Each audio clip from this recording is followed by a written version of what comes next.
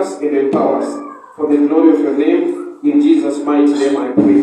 Amen. Romano Samson abatwa nevafilistia vakamisa prison. Arimo ndokubva varonga kuda kuita mutambo wekufara vachicelebrata kuti enemy yedu tazoibata. So ndokubva vamusheedza from the prison, ndokubva auya pamberi pevanhu ivo vachifara vachinwa. Ndokubva vati nhasi tinaye vachipembera vachirumbidza mwari wavo. Vanga vari temple yavo vaPhilistines yavainamata chivezwa an idol chainzi Dagon. So in the temple of Dagon, Samson waunzwa vanhu vari kucelebrate vari kufara. Samson ndokubva akaiwa nemukomana anga ari close to him. Ndokubva amukumbira kuti just take me to the two pillars. Ndokubva aenda kunobata mapila maviri aisupporta the whole temple. So arimo akabata to the two pillars. Ndokubva aita munamato akati Mwari ndipeiwo simba rangu zvakare for the sake nekuda kwemaziso angu maviri akabviswa nevaFilistia. This time Samson was blind. So he prayed unto the Lord as a blind man, not asking for sight or for eyes, but asking for strength. Api was Simba, Bible writes, he killed more people in his death than when he was alive. Akauraya vazhinji murufu wake than paiva mupenyu. Tunataka ndapata na uyekubatwa kwa Samson. Mwari vanaye vazhinji vanoziva kuti aiwa Samson simba parakaenda Mwari vanga vamusiya.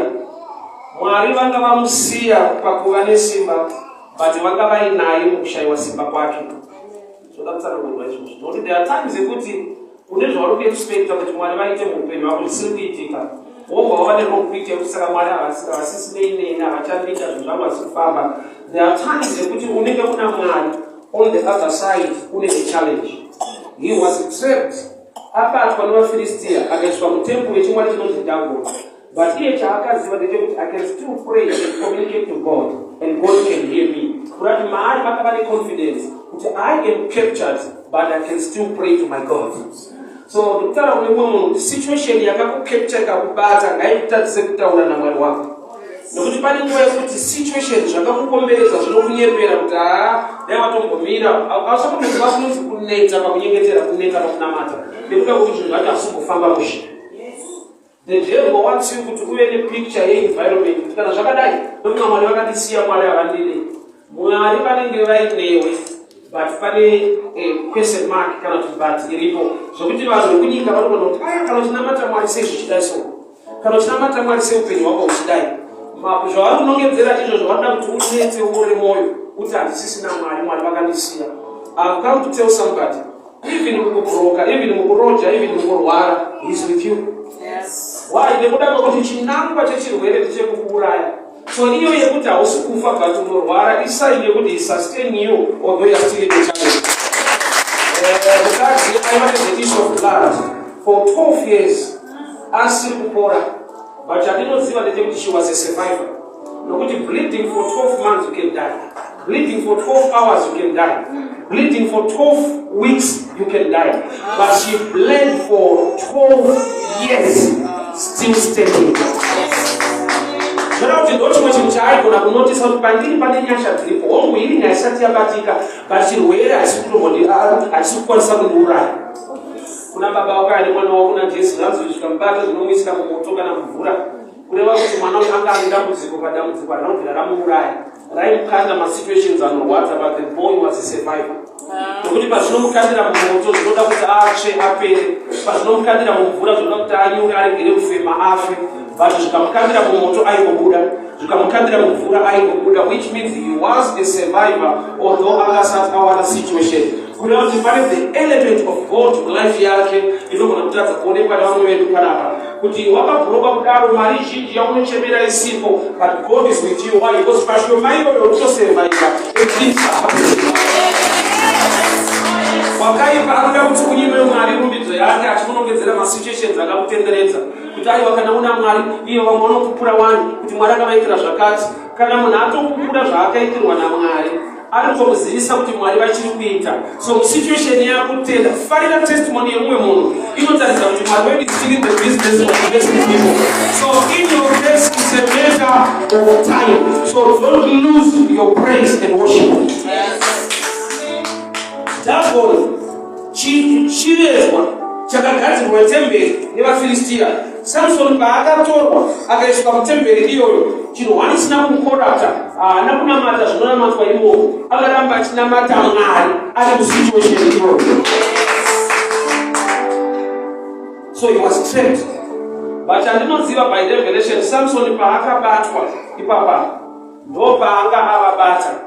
Why? Because ndo paakakwanisa kuuraya vakawanda at once. So ivo vakaita sekunge vabata Samson. Gamba strategy yaMwari yekuti Samson paanobatwa ndo paanovabata. Yekuti haigona kuuraya 3,000 people dai anga asina kubatwa vamukomberedza. Zvekuti pavakamukomberedza yaitova a setup yekuti now you can kill more. So there are times when God is with you but you are trapped and you are failing to see kuti Mwari vanei. Why? Because unokuona vakakukomberedza vakakusheredza but hausiona plan ne strategy yaMwari kuzvaitirwe. So there are times when pane paunokomberedzwa nemasituations Mwari achida kuti ugone kudhila nesituations zacho dzipere. So Samson akabatwa senyaya but akavabata by revelation. Nokuti ndo paakaona opportunity at once to kill more. So he was trapped, yet he was the one who trapped them. So when it comes to the situation, never say who got this speaker. Situation later we start coming with an enemy. Whatever it is about, you must move from this place. But the only way for you to move from that place, so when you go to Norway, one of you Namari, I will then going to share my water. The only panic will be one of the Namari. The woman will remember who will push Panamari, who will from situation of Nova. Whatever you might not tell a party, Ram never was there, who put on Namata. So Mwari the voice Mwari even through a situation. Mwari can also use enemies to speak to you. You can uchichka tora brada wako pura uende mukembe wa Midian unozwa kuti vari kudi kuti. Gideon was sent to the territory of the enemy, not to the people of Israel. Iye ndewe wa Israel, but Mwari vari kutoda kutombonzwa message from the enemy than message from your brothers. Enda mukembe ya Midian unozwa kuti vari kuti zvanzi paakasvika ikoko akanzwa munhu umwe achitaura kuti ndarota chingwa chebhari chichifunza misasa. Mumwe wake ndobva ati hakuna mumwe munondo waGideon. In the midst of the enemy, Roma had a prophecy in positive concerning his life. So there are times when God can speak to you through the mouth of your enemy.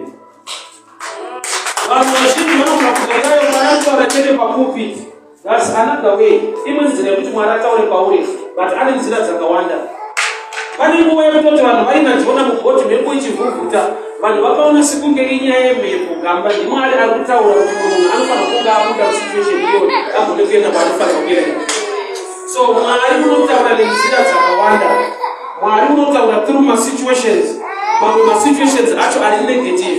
A good number of the judge, Namlan, Unoto Chairman, Daniel Banuka from Kumbari Shumba. One is about the plan, one Daniel, but we Shumba. So planning for them, Daniel Akakan, I know who that was opinion. So Daniel Adam Kumbari Shumba, I know what was zero. Which in the new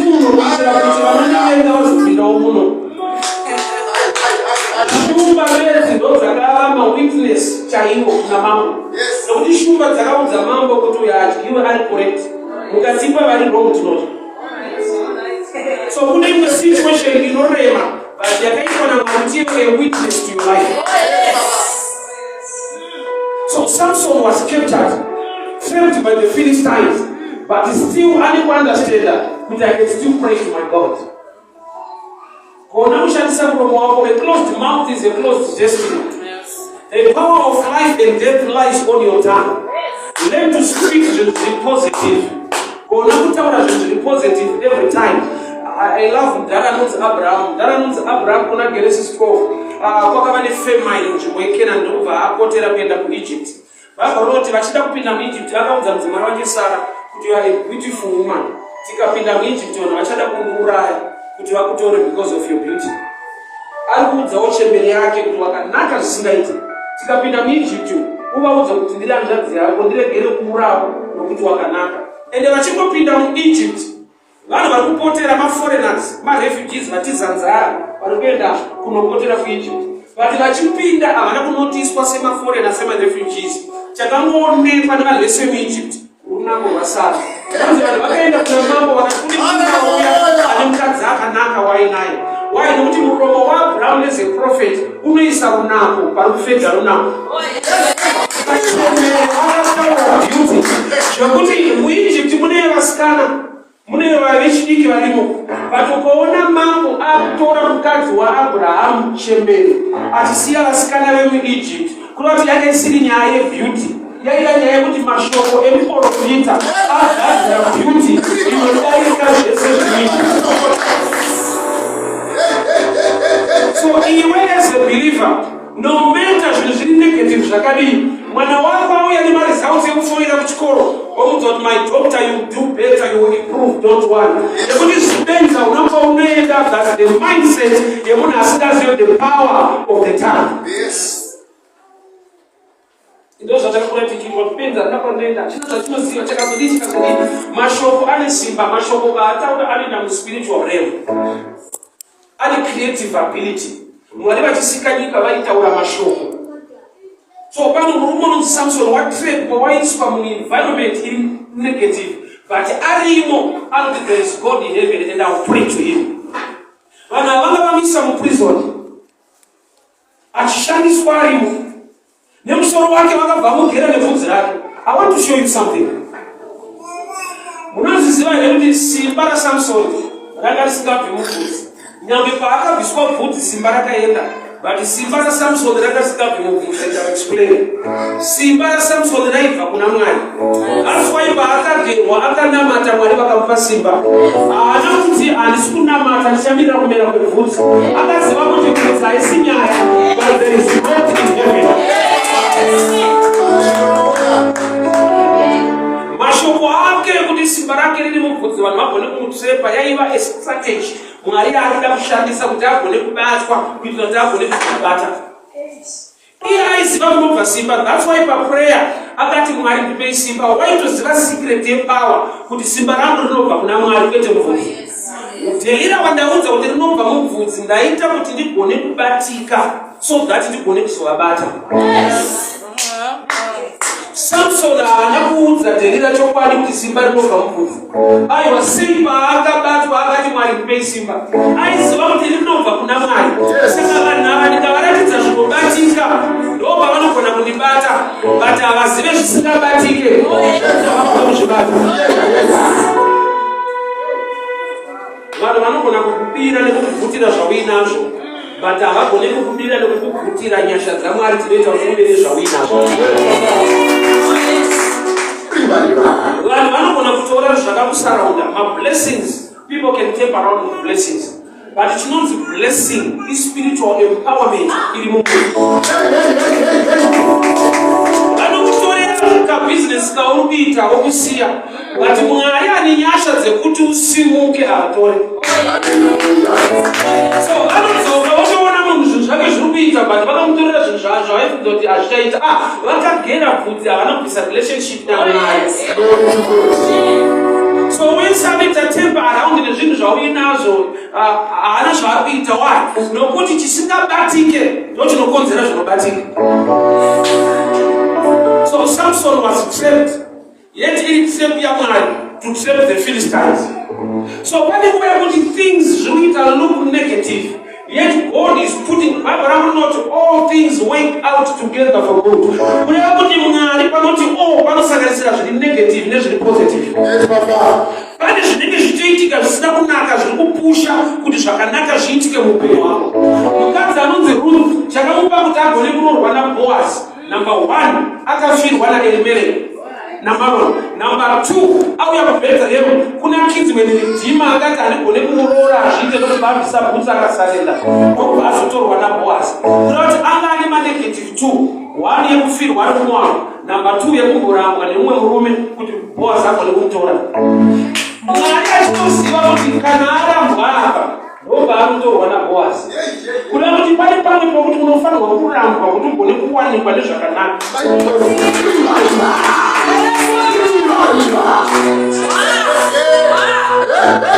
So kuitwa namwari wake. That's why anakunedzeka kuti mwari vachinenere akangopinda muprayer akati, Lord, restore me my strength again for the sake of my eyes. Sei asi kunamatira maziso acho, sei ari kuda power without sight. Chahano understand that we don't walk by sight, we walk by faith. So maari mune faith, so he's not worried about sight. Don't ask him about the pano pane mukomana aripo. He asked a certain boy close to him, would he take me to the 2 pillars so that I can feel them? Chapa Samson kunamatira power, asili kukumbira maziso. He had this understanding. Yekuti unokumbira zvisipo au kumbire zviripo. Zviripo ndezvipi? Kana pedyo pako pane munhu anoona, konawo kubatika. Ane power. Anotaura naMwari. Anotrasta vanhu vari close. Vane sight yekuti vagone kumubatsira. Kune zvinhu muupenyu zvokuti Mwari havakupe nekuti vakakupa. Vanhu havana kukupa vachikutambidza. Vakapa munhu waunofanirwa kuzvideredza kuti agone kukutambidza. Vamukomana vakanoona Samson aone. So Samson akakubata panoita kuti auraye vazhinji. Saka hati Mwari ndipei maziso. Why? Nekuti kana pane mumwe ane maziso pano, hapana need yekuchema kuna Mwari. I just humble myself and be led. Bible writes, akati mukona lead me, which means iye ane power. But I will come in a position leader. Lead me to the 2 pillars. Now, in life, learn to respect them. The Buddha will be put power is not enough personal direction. So, the moment I do not want to so moment Simba don't but I say to get enough. Kunototsvaka mfana wegiredi tukamira tonza remombe rakasimba. Kuti combination yavo inokonzera kuti paripike zvakanaka.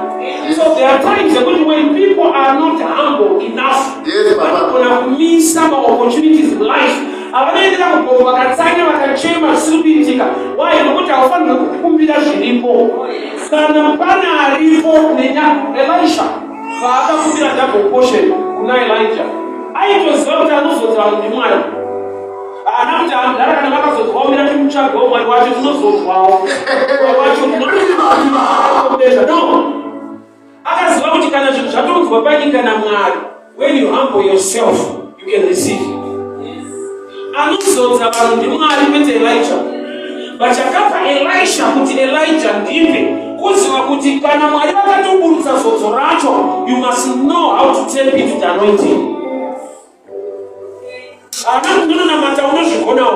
are times that we are available, they are not humble. Samson ana matire masiso. Iyari off. Ani uti Mwari kondushunze nyakona. Anoti as long pani mukomana ari panoona. Anova humble to understand yekuti lead me to the 2 pillars. Second Kings chapter 5. Murumanonzi Naaman aiva nemaperembudzi ari mukuru wehondo yekuSyria. And the Bible writes, the Lord was with him. Inaita kana Mwari anewe panozoita maperembudzi sei nokuti Mwari anoporesa. Ikadiscover kuti Naaman was already healed, but it was a matter of time kuti awane healing yake. Why? Nokuti kupora kwake kwaiva kuti agone kunzwa kuti musikana womumba anoti kudii. Kureva kuti iye akazvideredza as an army commander, wokomandwa nekamusikana kunzi endai kwedu Samaria munopora. Akateerera izvozvo anoenda akanopora. Kureva kuti kunonoka kwake kuzvideredza kuti anzwa the voice of the servant girl kunopa makore asina kupora. Iwo Mwari vanototi ndakapedza newe. Hallelujah. Kune zvinhu zvatinotsvaga zviri available kudhara. Mukadzi weSamaria anoti kuna Jesu, takamirira Mesaya. Mesaya akauya achatiudza chokwadi. Iye achitaura naJesu wacho Mesaya. Iye achiti takamirira Mesaya. Kuda kuti unoramba uchimirira zviri available kana usina revelation. There are things that are already available. Zvokuti vanhu vari kuchema kuti dai Mwari atiitira. Gamba zvakatoitwa kudhara zviripo. But inyaya yekuti there are things you connect or you receive by being humble. Oh yes. Samson akati lead me. Ana kuti ndine power ine ndina Mwari ndina basa newe. Kana uyo ana mata kutungamira Samson. But anoziva panofanirwa kubatwa naSamson. Aita prayer Samson, not the small boy, but the boy knows where to fill the 2 pillars. And don't forget now, you can only grace the way, great prayer, warrior, or an intercessor. You have everything. You need people with knowledge. Final ya anapita prayer. Enda ndinamutuwa kama wakena mwari. But atunga mindra muna na mwari. Ale simbara apiwa na mwari. Utaite ma effects maone.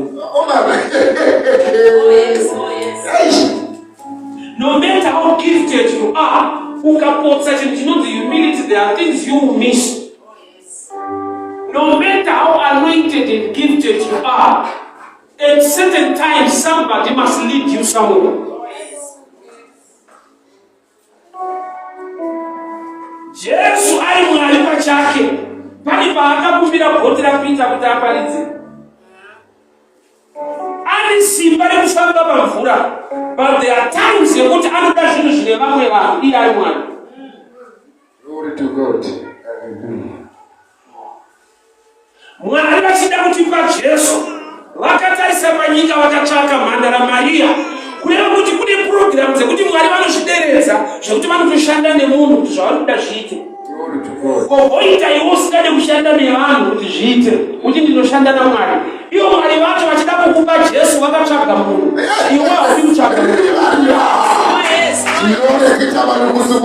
munhu. Key inonzi humility yekuva humble.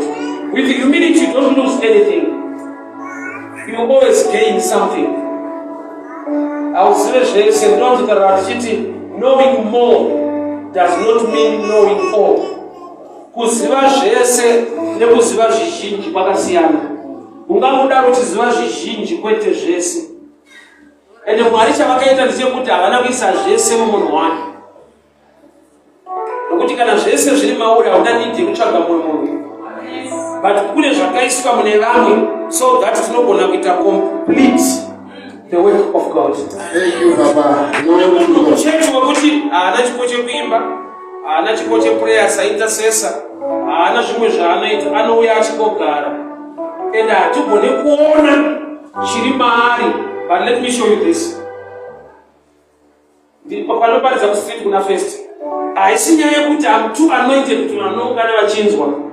Chimwe chandakadzidza chandakaoneswa namweya mutsvene ndechekuti pakauya vanhu 3 vakamira ndichiparidza, ukazoona pazara, vanhu havasi kuzara nekuti ndiri kuparidza.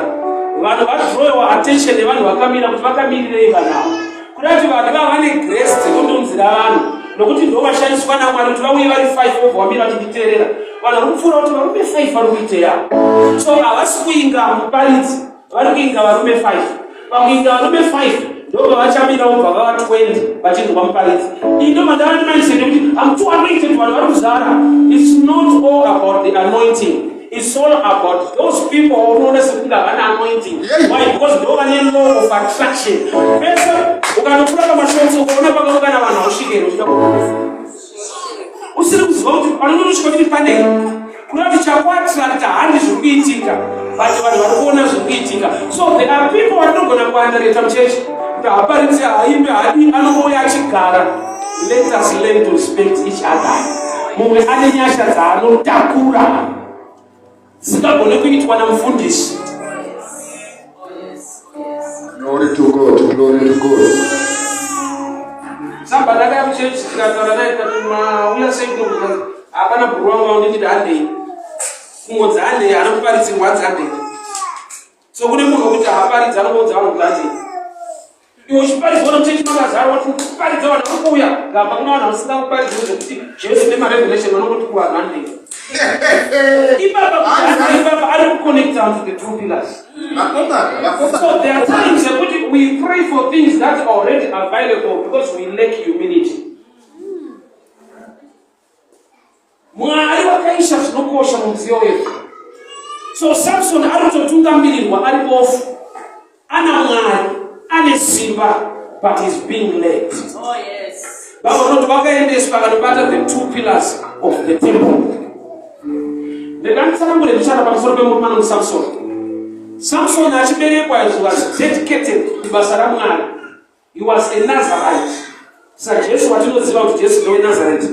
So same with Samson. Samson haana battle yaari kurwashedza vanhu ngatifaite.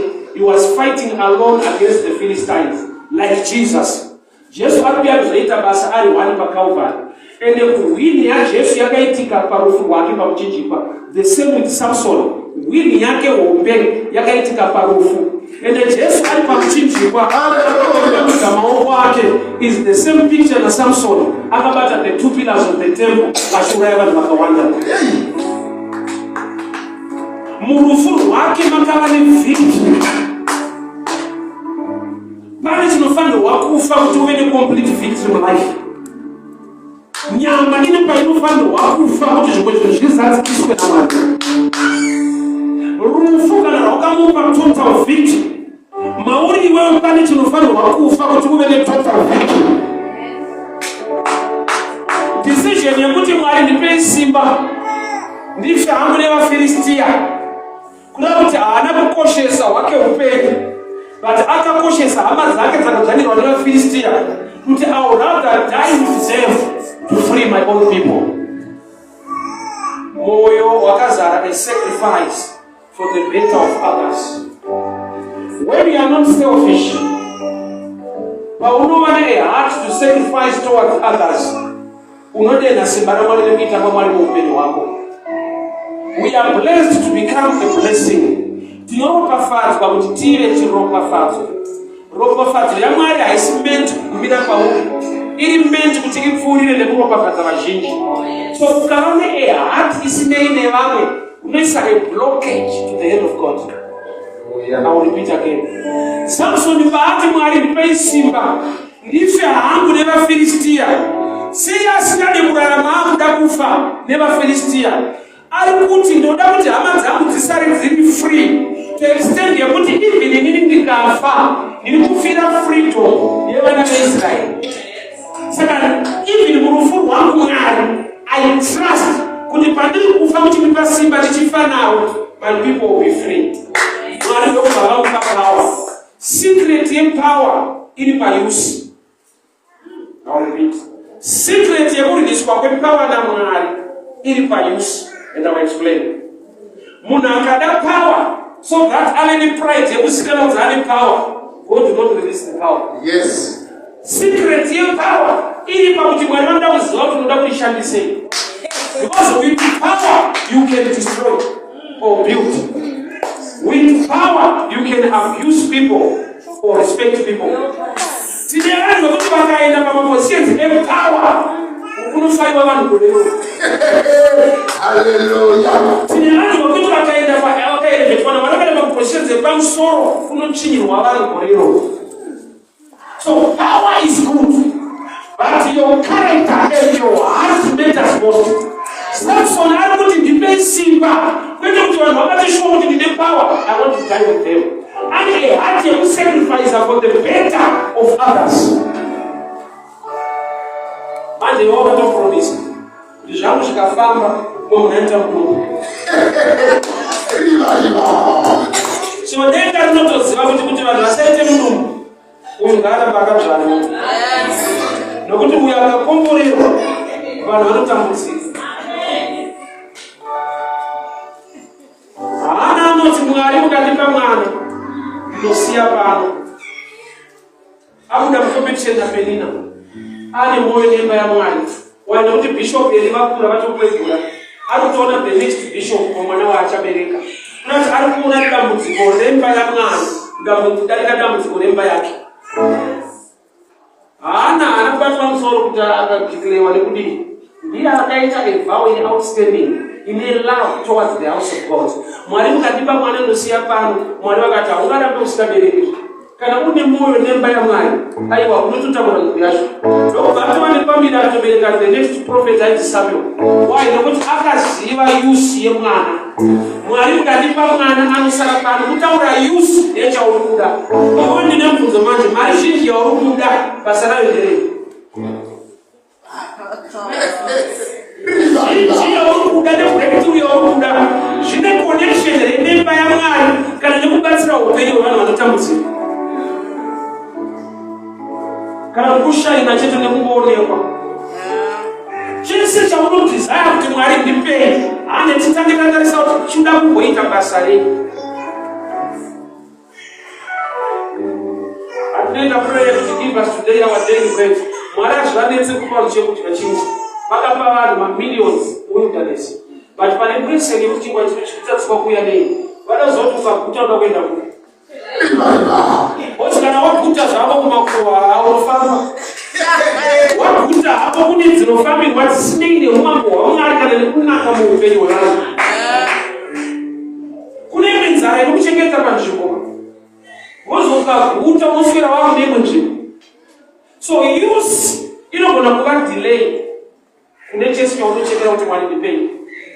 Mota yauri kuda chairi kunyanyodirwa chii? Mwari mukanipa mwana anosara pano. Kuna kuti hapasi pakiresha pachechi. Kuna kuti baba mukanipa mwana matone umwe bishop. Kuna kuti ari kutaura basa remwana mudarika kuda mwana. Ai kuda mwana kumashino pesa achimushaya. Dega akataura kuchasara mwana kubasa kuchaenda mwana kukereke kuita bishop. Dega rikati aizve. Wai nokuti Penina ane vana hopo but ajaidze zvosiya mwana kuchechi. Mwana ngazare kuchechi. Penina vana vanoti Mwari ndakupa vakomana kuti vaseve ministry. Vana vake ndeve competition ndeve kumba. That's why vakava vana vari useless vari nameless. Handina kana zita remwana vana waPenina. Dai muzotanga nevana kuti vaidza anikana vaidza nezveikana kungobereka nameless people vasina zvavanoita. Samuel zvakaropafadzwa ana amai vakamutsvagira basa achiri muduku.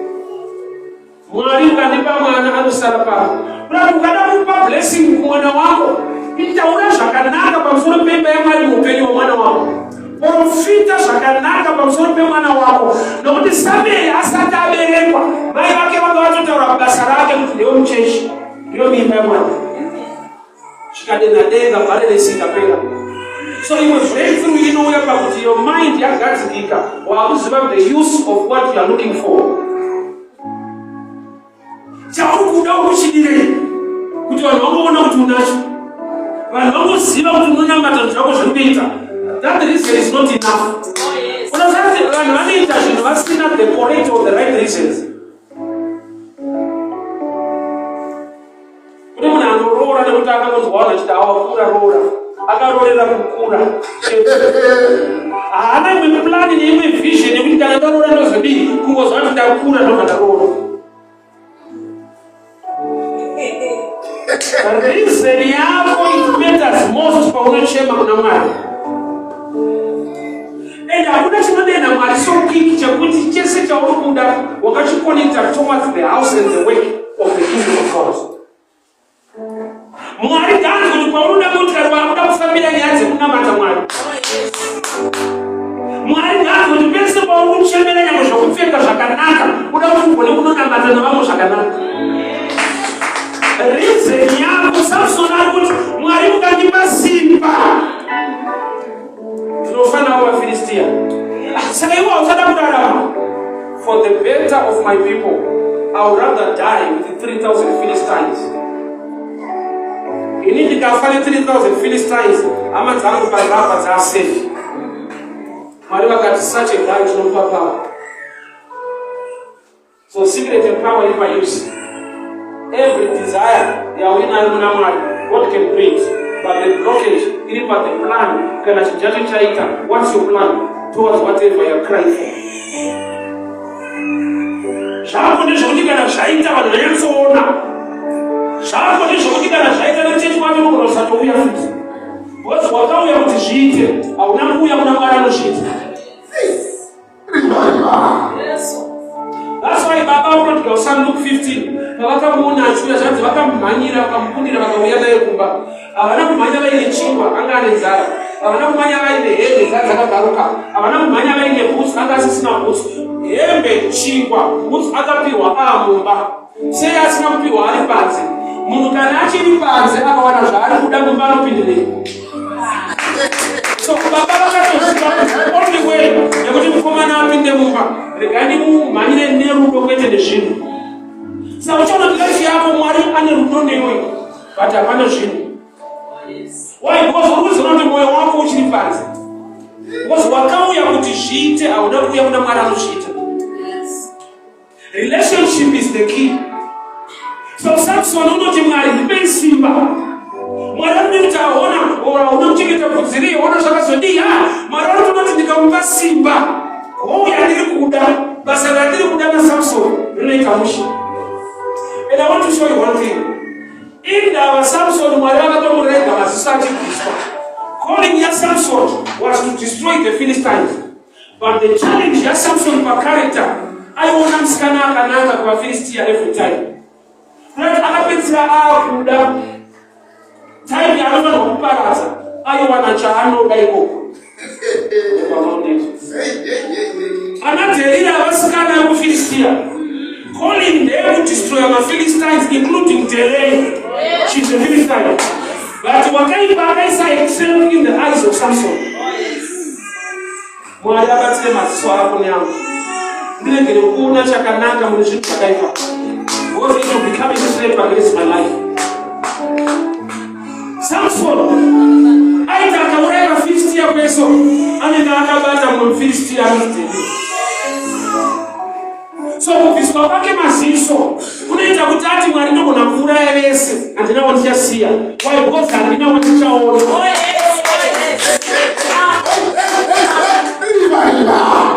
Samson aita akauraya vaFilistia anenge akabata muFilistia anoti Delila. Calling iye kudestroy maFilistia but ane waanoda. Sakuti aregere kuwana waanoda anobviswa maziso. Edabviswa maziso anoti ndouraya vese. So pane zvimwe ari Mwari aita kuti zvimwe zvinhu zvibve pauri nokuti zviri kutarisa kuachiva the real goal. Zvauinazvo zvishoma pane zvawaifanirwa kuva nazvo. But kune zvimwe zvakanaka zvaunoona mune zvakaipa zvisingadiwe. Hakuna munhu asina Delila wake. Kune chinhu chinomukuitira zvakanaka muzvinhu zvisingadiwe zvacho izvi. Zvokuti zvimwe zvese zvikaparidzwa nokuti ipapo vakakava pana Delila unobva kuti mumwe wavo.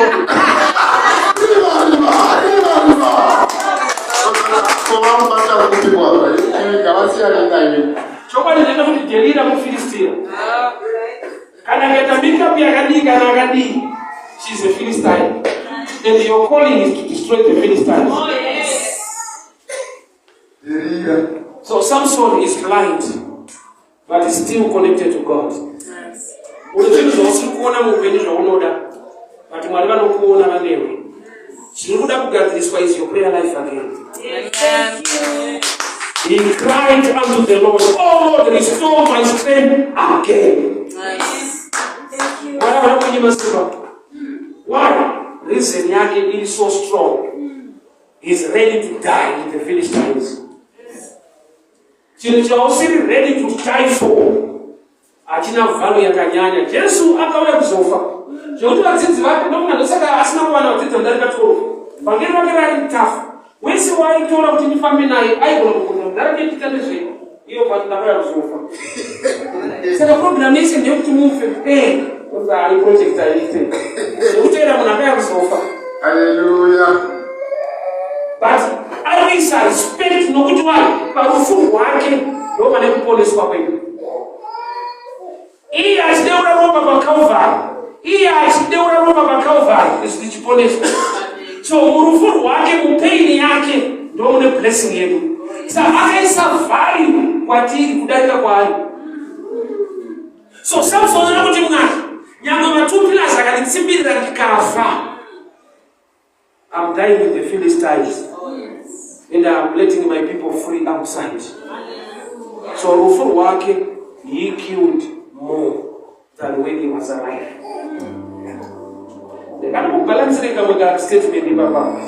Akauraya vakawanda parufu kudarika ari mupenyu. Zvoreva kuti pane zvinhu zviri kukutsimbirira muupenyu.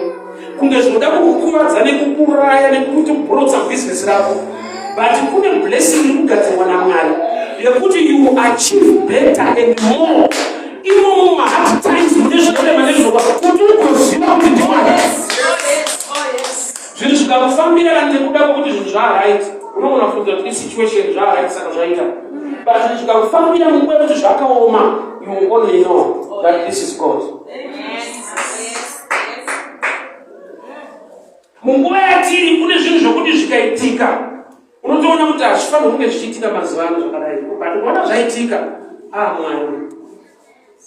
Kune zvinoitika nokuti zvinhu zviri right, environment yakanaka. Kogoita zvinhu zvinoitika environment yakaoma, ushaya kuti kana zvabatanidzwa sei, you can only tell that this is God. So Samson, he killed more in his death. Kureva kuti kune mamwe mazausi anounzwa naMwari, kwete nokuti une power, but paunenge usisina simba, Mwari anotaridza simba rake. Muutera hwedu iye unomanifesta his power.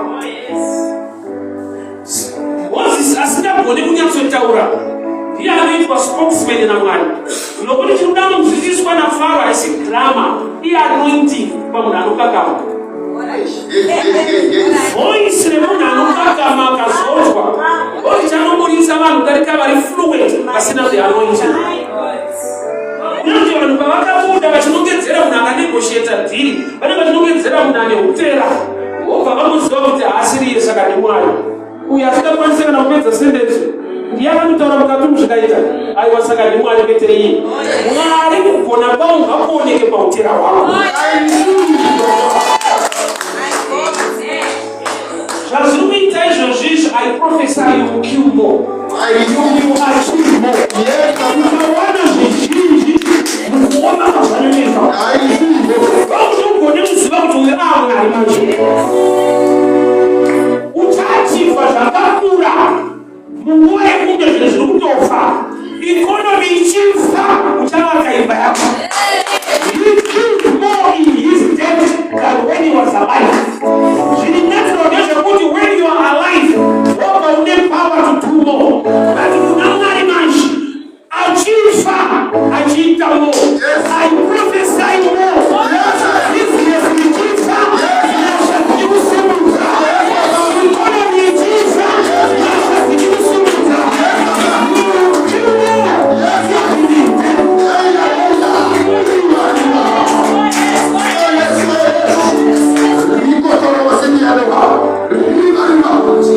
Mwari vane zvavakandiratidza muurova zvasinobvira ndawana nekuachiva ndiri kubasa. Pandaishanda kambani yacho ichiripo, ndinombosvikapo ndichiona shamwari dzangu ipo vanotondiyemurawo, ina handichashanda, ivo vari pabasa vanotondiyemura kuti zvavo kureva kuti I'm killing more.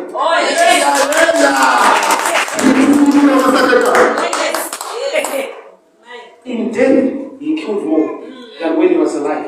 Which means, ukuwana zvinhu zvimwe zviri kufa kunge zviri kubhuroka kunge zvinasvika mushi, chingoisa chiprofita chekuti I'll kill more. Murufu kubhuroka mukunetseka, I'll build houses.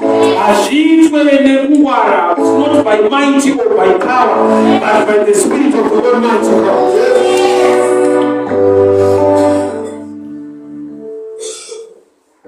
Andifuna kubasa kwandaishanda ndaigona kuwana mari yekuti tiwane stand yekurutini.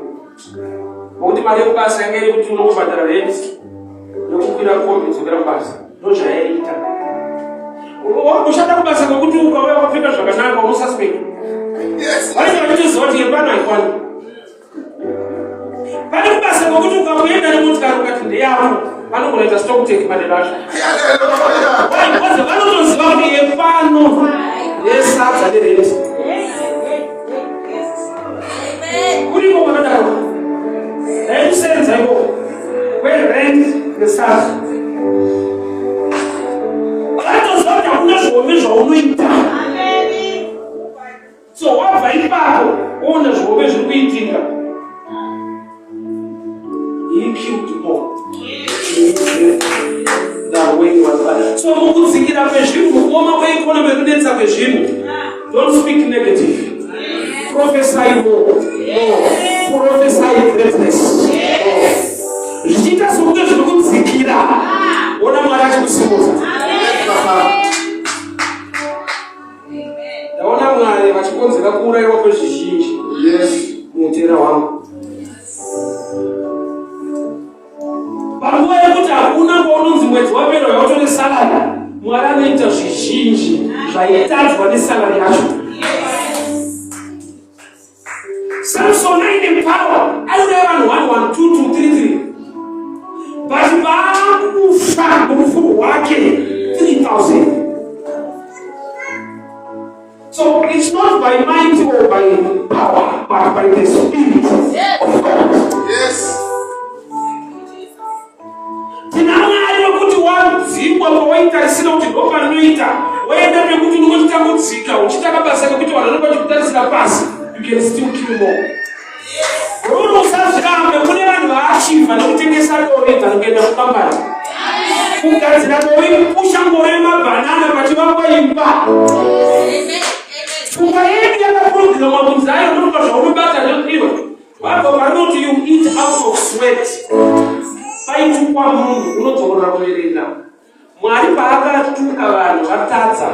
Mukadzi akanzi ndichawedzera marwadzo pakupona. Murume you eat out chadya cheziya. Original design. Aigara achibuda ziya hake pakushanda. But anodya out of grace, not sweat. Because ukasitarisa even mazuva ano munhu anotogona kubuda ziya asingadyi.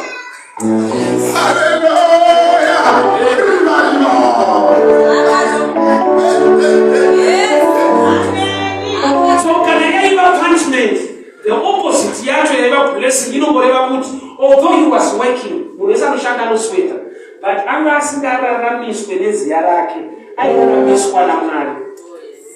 Because ukabuda mukuraramiswa nenyasha woenda kusweti kuri hafu. Uchidikitira ushanda nesimba vanokupa shoma. But grace kwakasiyana nekusweat. It's better to sweat while at least you live by grace. Than would you trust your sweat without the grace of God. Trust the grace of God. So Samson arutoparara rutotsimbiriwa. But panosara pane headline yekuti disaster kuPhilistine kwafa 3,000 people. Vauraiwa nei nemuchindi atofawo. Ndiana uraya vanhu 3,000. Kana wangavabata vachitotambisa zvake. They were making fun of him. Osa Mwari kana akudaita zvinhu zvikuru newe, vanhu vanongopiwa mukana wekukuseka. They were mocking him, making fun of him. I remember when I tried to kunoparidza kustudio chifamba netsoka so vanhu kumara ino vaika partner. Mafesi vaiti vakaungana mali ndadzoka so chechi chakupengesa. Takuona pa stadium kuchekerera nepevetiyo. Ina Mwari wako chimushaisa 50 cents yekombi. Vanhu vanopiwa kanguva kekuseka. But you love life.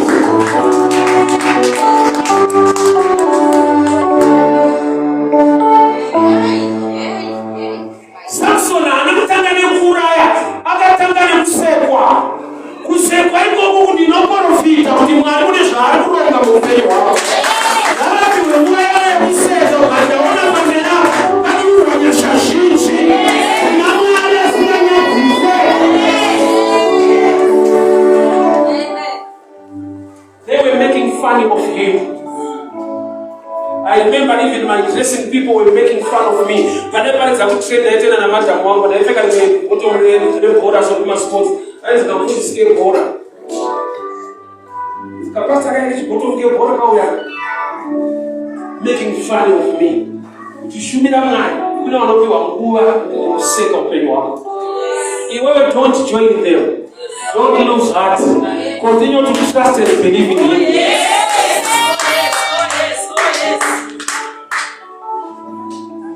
Unozovane voice yekuti naiyo vanozwa kuti mungu wedu shishuwa. Vanhu vaibhunyara newe vachiseka iwewe. They were making fun of Samson. Munhu ana Mwari asekwe. Munhu ana Mwari mupenyu asekwe. Kana wafunga kuseka munhu seka asina Mwari. Ana Mwari can be a surprise tomorrow. After laughing at him, they were killed. Unafanya wanapoita kwa kuseka profita Elisha. Aiwa profita ngani maana so. Safana waiseka so manza. Munana Mwari dangerous. Oh yes. Munana Mwari dangerous. Kana wada useka hapo kwa kupanda Mwari kusururuka. Thank you. Why unonena Mwari wake kwete yeye. iwo kusenga warukuona but usikaone ndianotsama. Asi Elisha akakuti mapera arume vanhu.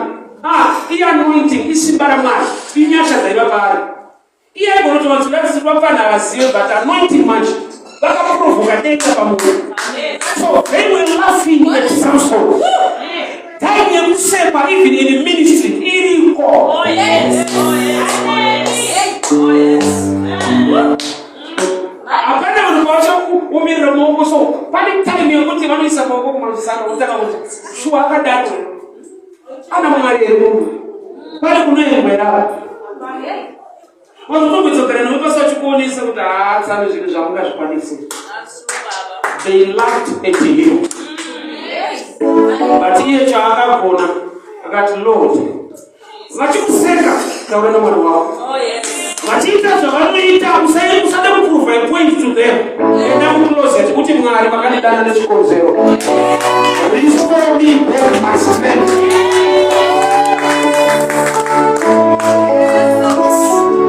So akabata the two pillars. Mwari wako wakamupa simba akamira pasi akawanawo. He killed more.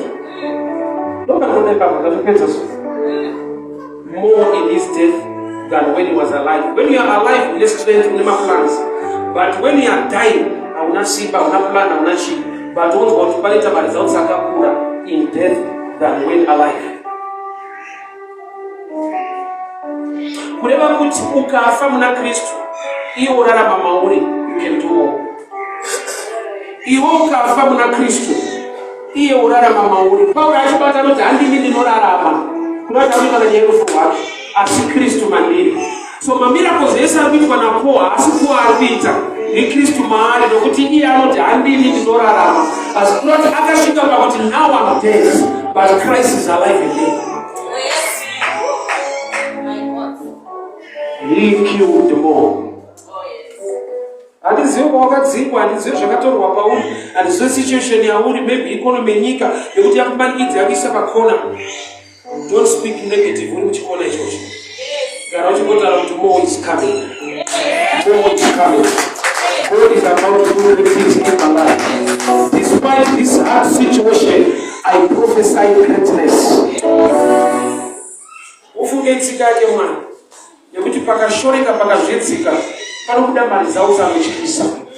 Zvinoita kuti vanhu vagonongoziva kuti uri vaMwari. Tine dzimwe nzvimbo dzatinombosangana navo wangu vasati nawo kuchorwa nekupasa maninga. Dzavanofungidzira kuti tasafanira tiriko. Saka tinosangana ikoko yega vanongoti Jesu ari muchovha wakakuwara. Vanotaura kuti ndiye Mwari mwana. Iwe tokuziva kuti hakuna kwawaenda, but mbona takusanganawo kuno Mwari wako wakusvitsa unosvikika. Vaiti vabva kuUZ so vari paholiday. Vachitanda nyaya dzeko vari chikwata so unosarudzwa. Ndanofoira chikwata ndakaita amusvike kuuniversity pakazodai pakazodai. Tasangana murume anonzi Jesu. Jesu anda kuti kwese kwawaidza uende. Akakuenda nini? Zvakamba kuti dhongi rakasungirirwa. Jesu anokufura achiritora. Akamira kumashure. Akadai kunotora muye naro. Sei ada kuti ndodzoka. Ada kuti kana akufura naro paranga rakasungirirwa. Vanhu vaone kuti rakasungirirwa zveshuwa. Ada kufura naro kupese painzi adarike. So one day I was ministering to street with Nogoye and Tim Gaza. Today program I did now great hall in university. We want you to teach us on this subject. Vakandikunda shuwa vakaenda vanogara mubenchi vakadzidza. Ini nyakufundwa ndakazotevera andagara mubenchi nandiri kumberi kudzidzisa.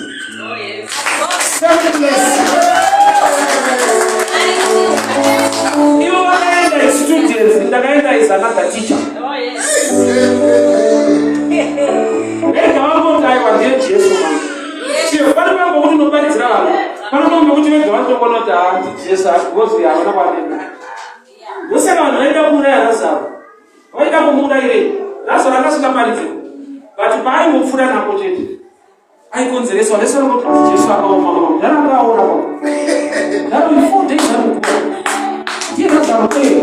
Jesu akauma. Lazaro miracle yake haisiki nutauma. Mungu wae. Glory to God. Mwari ngakukombola zvokuti hautauri life yako. I receive Jesus. I receive. Glory to God. Watu ukifamba wanaosada kumsambukira. Ukifamba netsoka. Watu kadrive mota simbi wamsambuka. Mwari ngakukombola zvokuti wewe vanokupanzira so. Basi vanhu vairamba kuti munhu apinde padhoo vanonongwa kuyiwa nanyama dzake vakabureka rufu vakuchidza mukati vakaporeswa najesu haanobuda kune parufu vanzi anobuda nepakati pavo akabuda mudhoo vanogona kuramba kuti upinde vati kana wapinda kristu akuitira nyasha havarambe kuvhurika.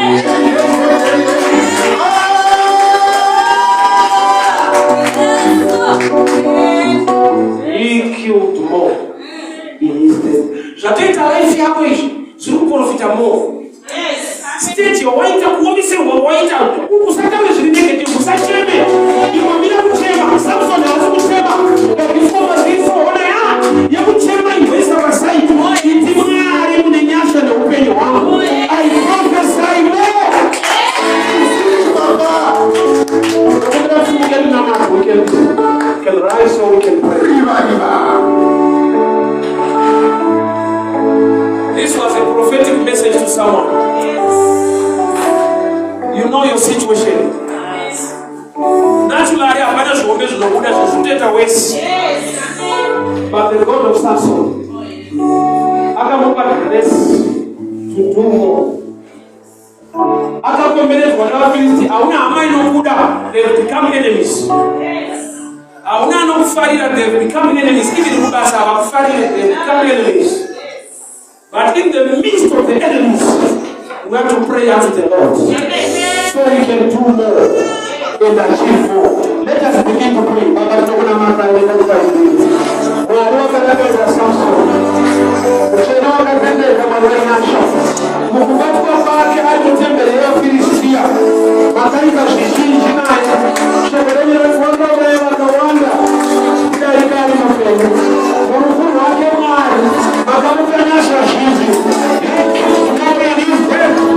When he was alive, in other times, I prophesy in this kind of economy, I prophesy in the mighty name of Jesus. In the mighty name of Jesus. Welcome, Lord, that there is changes. That there is a change in this generation. Remember the changes. Remember the changes. In the mighty name of Jesus. In the mighty name of Jesus. In the mighty name of Jesus.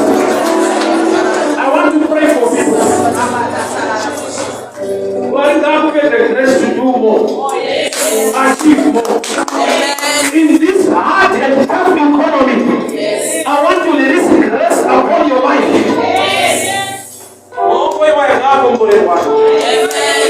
Mu economy yakadai maoko ako ngakomborera. Munyika inonzi mara ichatenda yako ngaiviri nyasha dzekutenga.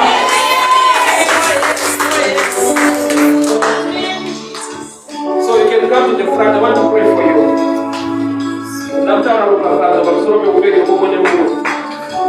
You know your life very well. You can come. I need to pray for you. Just come. Raise your hands. Raise your hands. Just come. Raise your hands. I want to pray for you.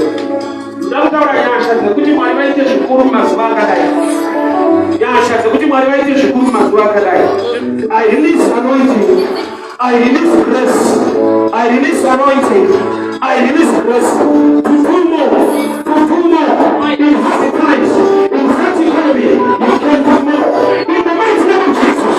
In the mighty name of Jesus. In the name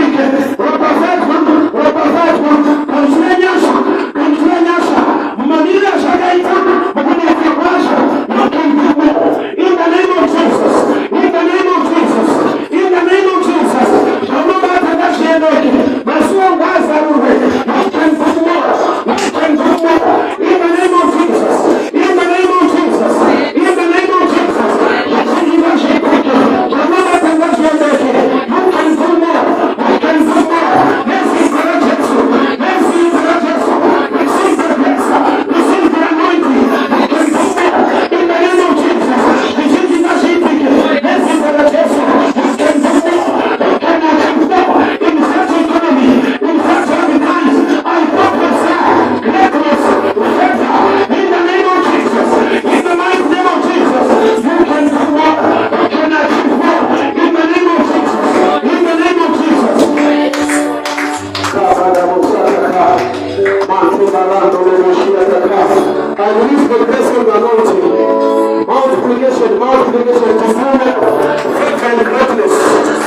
of Samson.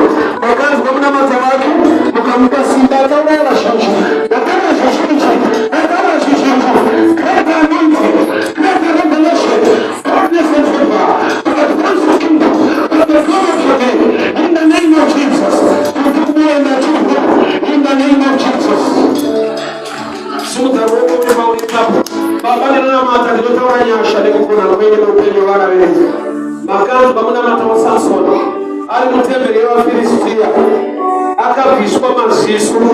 Jishinji zakavishwa mu upendo wao. Wakakombeletwa ne bana banorenga. Asini mwali nokuti munobana baba. Na taura shishamiso. A miracle working God. Wajifike baba. Kuti maoko wake. Pasishoma zano bata. I prophesy more profit. More profit, more favor. In the mighty name of Jesus. Amen and amen. God bless you, God bless you, God bless you. One happy prayer, and